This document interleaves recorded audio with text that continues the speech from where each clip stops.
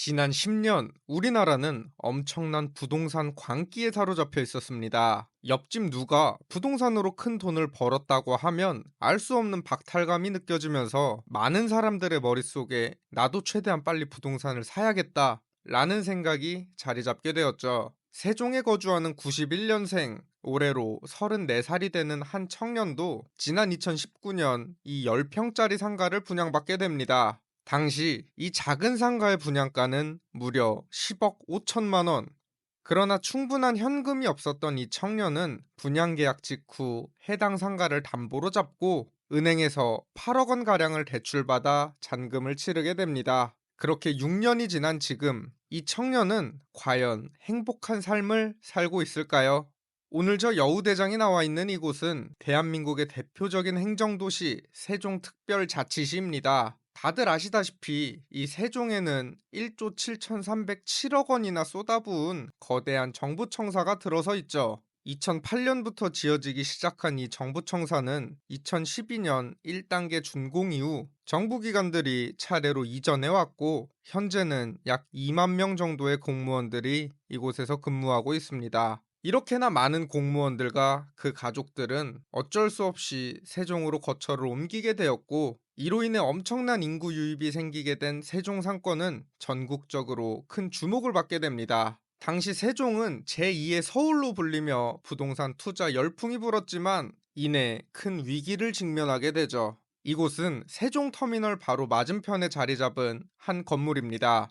2021년 준공되어 올해로 4년 차를 맞이하는 이 준신축 건물은 지하 4층에서 지상 8층 규모로 근린생활시설 300실과 오피스텔 472실이 들어서 있습니다. 과거 이곳은 세종터미널 인근 최대 규모 상업시설이라며 대대적인 홍보를 이어오던 곳이었습니다. 터미널과 급행버스 정류장이 가까워 유동인구가 많고 높은 수익률과 함께 추후 시세 차익까지 기대할 수 있다며 수분양자들을 끌어모았죠. 그런데 지금 이 건물 어찌된 일인지 전체가 통째로 텅텅 비어 있습니다. 대로변을 따라 쭉 늘어선 1층 상가에서는 영업 중인 가게를 찾아볼 수가 없고, 내부는 오랜 시간 방치된 듯 먼지와 낙엽으로 가득 차 있습니다. 심지어 곰팡이가 잔뜩 피어 있는 곳도 있고 관리가 전혀 되지 않고 있죠. 내부 에스컬레이터도 작동을 멈춘 지 오래고 2층 역시 양쪽으로 공실이 늘어져 있습니다. 그나마 운영되고 있던 음식점들도 손님이 워낙 없다 보니 금세 문을 닫아버렸고,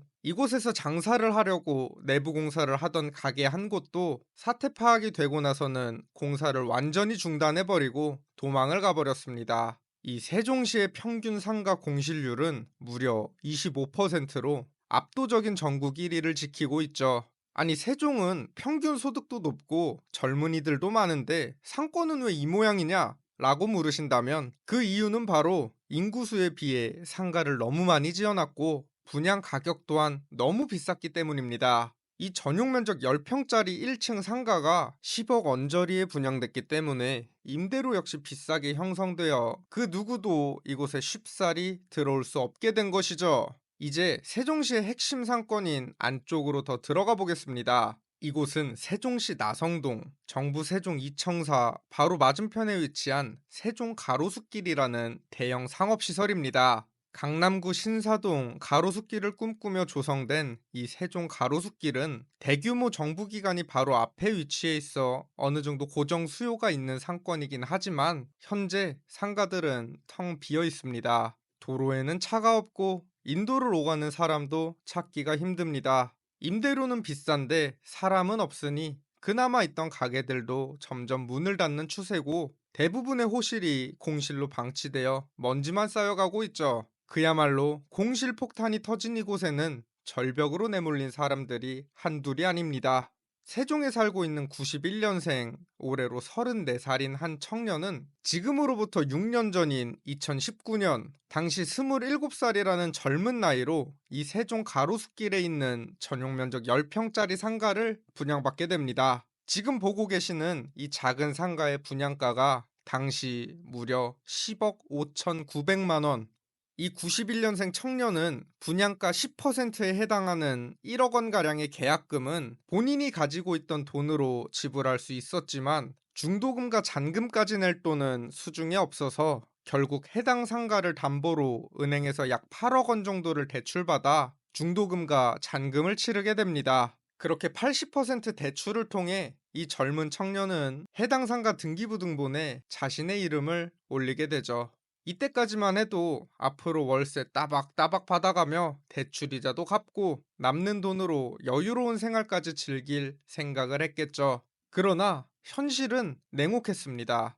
이 91년생 청년은 건물 준공 직후부터 임차인을 구하기 시작했지만 당초 예상보다 훨씬 적은 유동인구와 터무니없는 임대료 때문에 그 누구도 이곳에 들어오려 하지 않았고, 이곳에는 곧 공실폭탄이 터지게 되었습니다. 공실이 늘어나니 이곳을 찾는 사람도, 이곳에서 장사를 하려는 사람도 점점 줄어들었고, 이곳의 평균 임대료도 계속해서 내려갔습니다. 이 젊은 청년이 매달 내야 하는 대출이자와 관리비만 해도 400만 원이 넘었는데 임차인이 구해지지 않으니 매달 자신의 생돈이 나가게 되었죠. 그래도 젊은 나이에 능력이 좋았던 이 청년은 매달 엄청난 대출이자와 관리비를 지출하며 3년이란 긴 시간을 악착같이 버텼지만 2023년 12월 결국 은행이자를 내지 못하게 되었고 해당 상가는 경매로 넘어가게 되었습니다. 2024년 9월 처음으로 시작된 이 상가의 경매 사건에서 최초 감정가는 9억 5,100만 원으로 책정되었지만 이제는 모두가 이 가격이 말도 안 되는 가격이라는 것을 알고 있었죠. 그렇게 4번의 유찰을 거쳐 2025년 2월 최종 2억 3천만 원에 낙찰이 됩니다. 이렇게 결과적으로 이 91년생의 10억은 결국 2억이 되어 돌아왔습니다. 그가 지금까지 지출한 은행 이자와 관리비까지 고려하면 그 손실은 10억에 가까울 것으로 예상됩니다. 꽃다운 나이의 이 30대 청년이 이 작은 공간에서 그린 미래는 적어도 이런 모습은 아니었을 텐데 안타깝지만 이제는 되돌릴 수 없습니다. 모든 투자의 책임은 결국 본인에게 있기에 앞으로 이 청년은 아주 오랜 기간 본인의 선택을 후회하며 빚을 갚아나가야 할 것입니다. 여러분, 이 충격적인 이야기를 단순히 남의 이야기로 치부해서는 안 됩니다. 남들을 속이며 돈을 버는 사람들은 돈만 된다면 내 부모, 친척, 자식, 친구 등 누구에게나 접근할 수 있습니다. 이 안타까운 사례를 많은 분들이 오답노트처럼 학습하여 깨달음을 얻으셨으면 합니다. 상가 분양을 고민하고 계신 분이 있다면 꼭 신중하게 판단하고 결정하시기 바랍니다. 구독과 좋아요, 알림 설정은 영상 제작에 큰 힘이 됩니다. 지금까지 여우대장이었습니다. 감사합니다.